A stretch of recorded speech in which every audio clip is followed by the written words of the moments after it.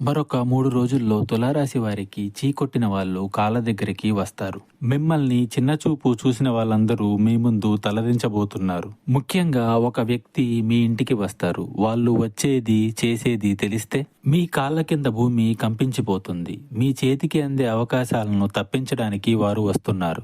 ప్రత్యక్షంగా కాదు, పరోక్షంగా మీతో గొడవకు దిగబోతున్నారు. మిమ్మల్ని ఎదుర్కొనే సత్తా వారికి లేదండి. రోజులు మారాయి, అందుకే వారు ఇలా చేస్తున్నారు. ముఖ్యంగా మరొక 3 రోజుల్లో మీ ఇంటికి వచ్చే వారి గురించి మీరు ఖచ్చితంగా తెలుసుకోవాలి. గతంలో మిమ్మల్ని ఇబ్బంది పెట్టి మీతో కలిసి ఉంటున్న వారి మీద ఒక కన్నేసి ఉంచండి.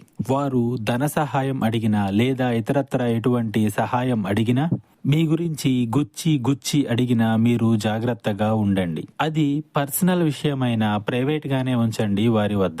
ఎందుకంటే ఒక పెద్ద ప్రమాదంలోకి మిమ్మల్ని తోసే ప్రయత్నం శరవేగంగా చేయడానికి వారు పావులు కదుపుతున్నారు. స్త్రీ అయినా పురుషుడు అయినా అయి ఉండవచ్చు వారు. ఇంకా మీకు ఇతరత్ర ఎటువంటి సమస్యలు, సందేహాలు ఉన్నా ఒకసారి గురువు గారిని సంప్రదించండి.